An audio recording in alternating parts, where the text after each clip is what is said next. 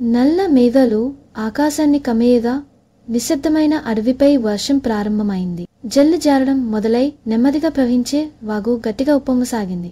చిరునవ్వులున్న ఎరుపు గుడ్డలో ఉన్న చిన్న బాబు తడిగా ఉన్న మార్గంలో నడుస్తూ వాగులోకి జారిపోయాడు.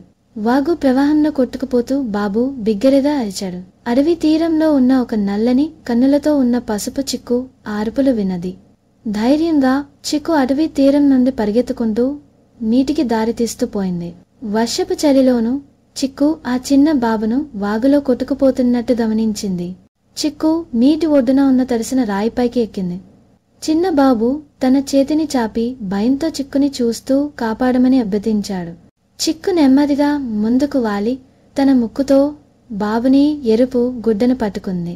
తన అరువైన శక్తితో చిక్కు గుడ్డను బలంగా లాగసాగింది.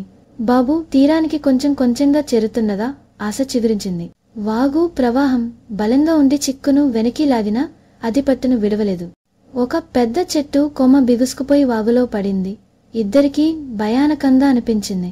అయితే చిక్కు ధైర్యంగా నిలిచి బాబుని కాపాడే ప్రయత్నాన్ని ముమ్మరం చేసింది. ఒక అటుపై ఒక వాగు ఉప్పొంగినప్పుడు బాబు మళ్లీ కొట్టుకుపోతున్నాడు. చిక్కు గట్టిగా కూస్తూ సహాయం కోరుతూ అరుస్తోంది. చివరిగా తన ధైర్యాన్ని సేకరించి చిక్కు ఒక్క మోస్తరు లాగింది. బాబు తన చిన్న చేతితో రాయి అంచున పట్టుకుని నిలబడే ప్రయత్నం చేశాడు. చిక్కు అతని చేతిని ముద్దుగా తాకుతూ కొంచెం పాటు ఇంకా పట్టుకో అని చెప్పింది.